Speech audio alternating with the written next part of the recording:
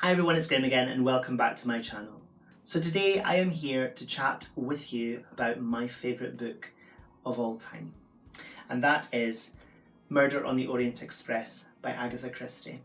This is also my favourite edition that I have. I do collect editions of Murder on the Orient Express, just purely because it is my favourite book, and some of the editions out there are gorgeous, but this is my favourite. This was a very lucky find on eBay, and it is a special edition that was produced especially for the Venice Simplon Orient Express.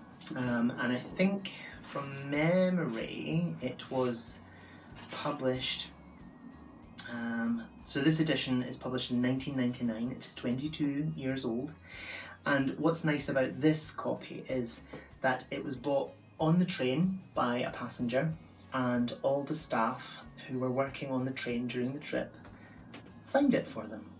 And yeah, I think it's just a lovely little touch, and it's something that I absolutely treasure in this edition, and it's why it's my favourite, because it has actually been on the train that is mentioned in the book.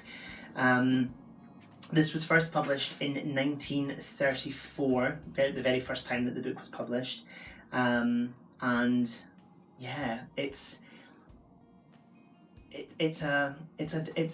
quite a departure from Agatha Christie's usual murder mysteries in the fact that there will be spoilers in this video, in the fact that Poirot really has a hard time on his hands, because it plays with his faith and his morals, and you know, his need for justice to be served. So the story centres around the Orient Express. It's a very posh train, and it goes cross country, and it's fully booked, and they are stopped by a snowdrift, and one of the passengers is found murdered, and it turns out that he isn't who he says he was someone else, and he was guilty of kidnapping and murdering a young child sometime before, a few years before the events take place on the train. And Poirot does all his questioning, his interviewing of all the passengers on the train, because they're in the snowdrift. It's been made to look like the murderer left the train. The window of the compartment is open, but there are no fresh footprints in the snow. So Poirot comes to the conclusion that very quickly that he knows that the man Ratchet is actually Cassetti, a man who murdered this child. Now, the original story is actually based upon a real life case of the Lindbergh baby. So Charles Lindbergh was a pilot and an adventurer, and his 2-year-old son was kidnapped to ransom. And there are so many different theories around that as well, but I won't go into that. So people of the time reading this in 1934 would have known the basis of the story and the fact that it was based on a true life kidnap and murder of a child. The original story was a boy child was kidnapped and murdered. In this, it's a little girl called Daisy Armstrong. And we later find out that all the passengers on the train were involved with the Armstrong family in some way or another. And basically, it's a revenge killing, because he was let off absolutely free. So Ratchet, Cassetti, was let off completely scot-free of the kidnap and murder of this child, this young girl. The reason why this is my favourite book is because it was the very first Agatha Christie I ever read, and she is my favourite author. Her books are just incredible. It was my first introduction into the genre of crime, murder mysteries, cosy mysteries, if you want to call them that. And at the time when I first read it, I was a paperboy, so I think I had just turned 13. To be a paperboy at the paper shop I worked in, you had to be 13 years old, but I fibbed and said that I was, so I turned 13 about a year after I started as a paperboy, so I was 12. I was a very bad boy.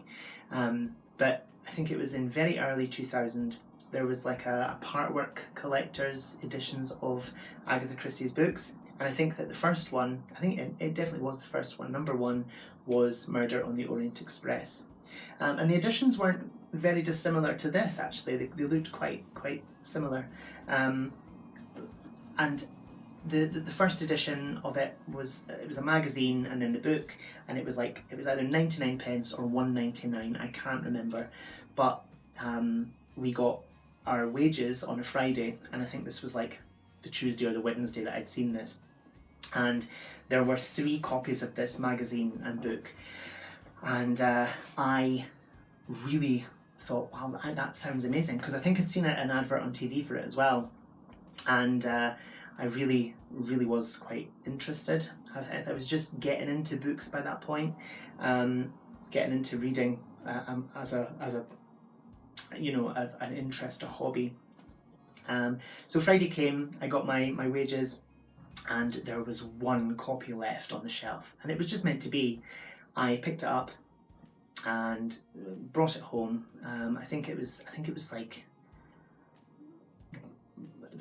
We were off on holiday. It was like the Easter holidays or something, or it was a holiday anyway. So the Friday,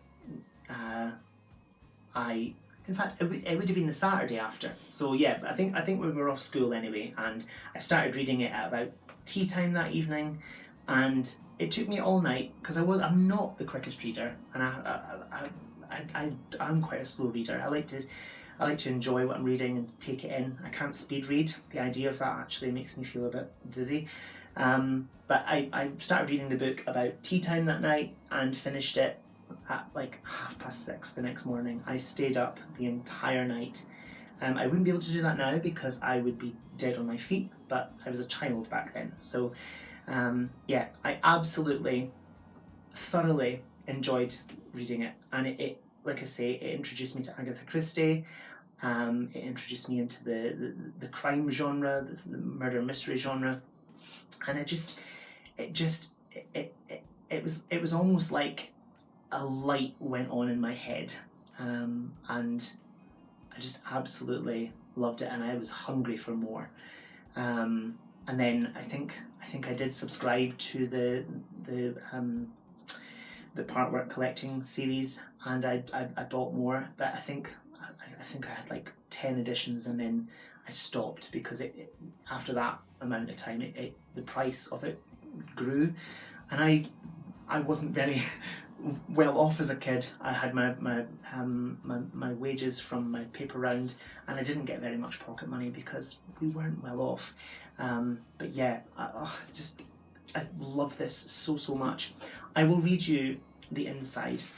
So this is an excerpt from an autobiography by Agatha Christie. All my life, I had wanted to go on the Orient Express. When I had travelled to France or Spain or Italy, the Orient Express had often been standing at Calais, and I had longed to climb up into it. Simplon Orient Express, Milan, Belgrade, Istanbul. Next morning, I rushed round to Cook's, cancelled my tickets for the West Indies, and instead got tickets and reservations for a journey on the Simplon Orient Express to Istanbul, from Istanbul to Damascus, and from Damascus to Baghdad, across the desert. I was wildly excited.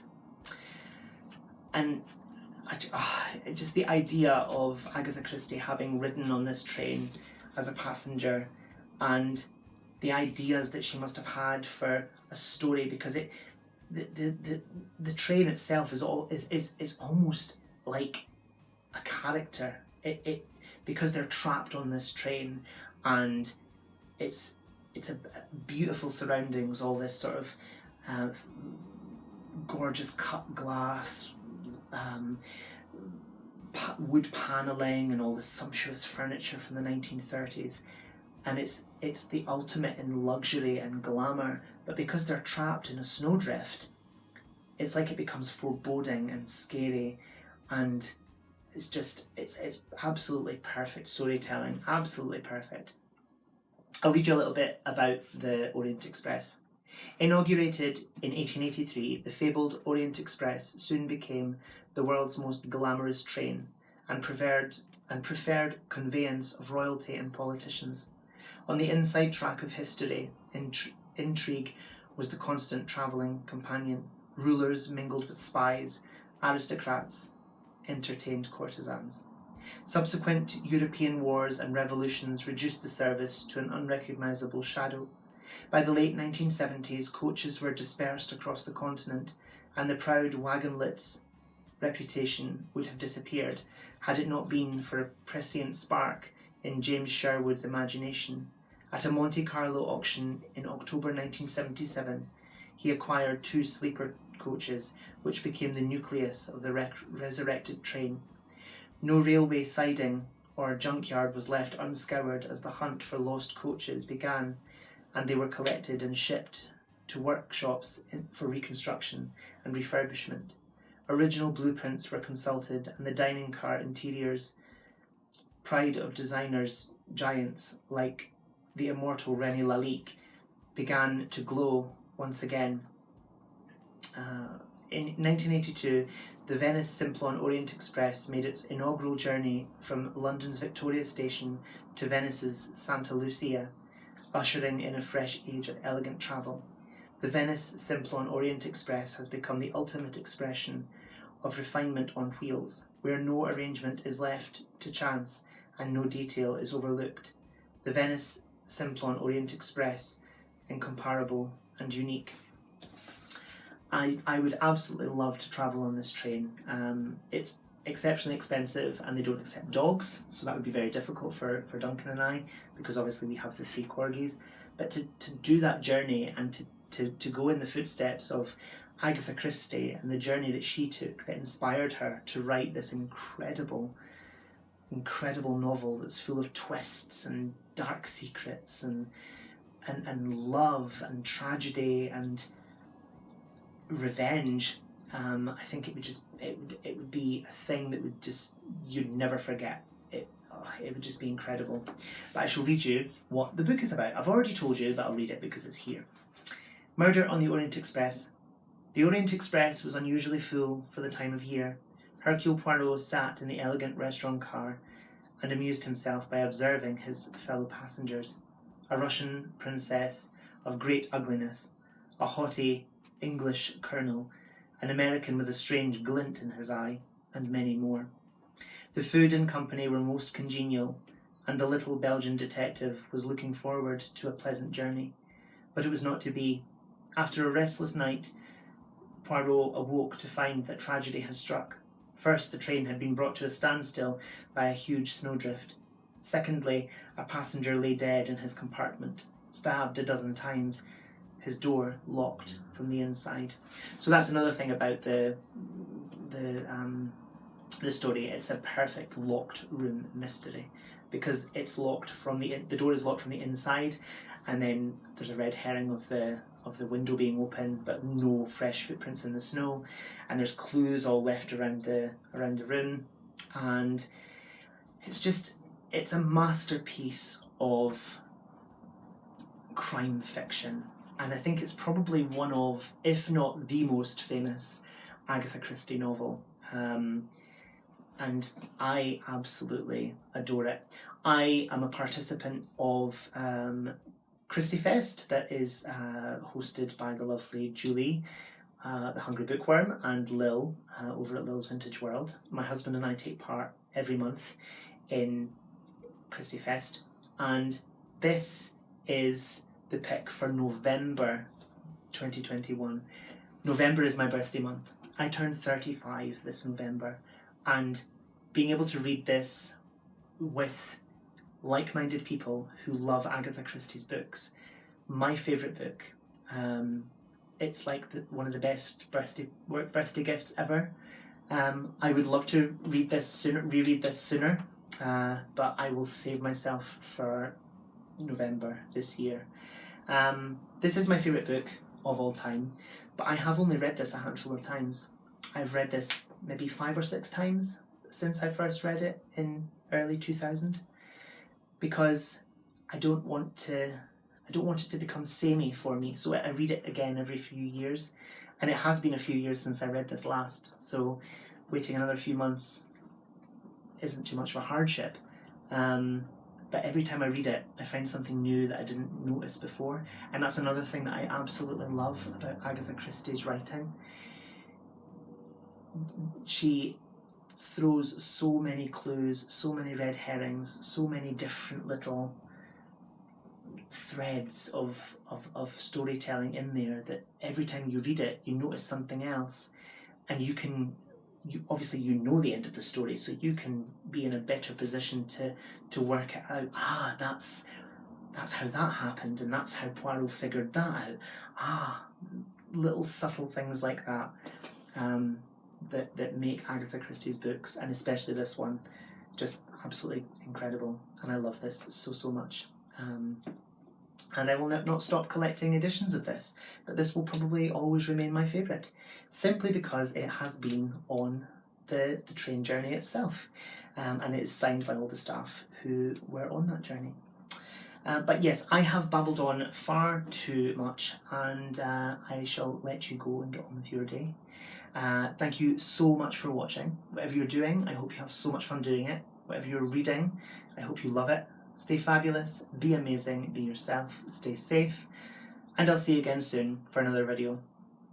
Bye bye.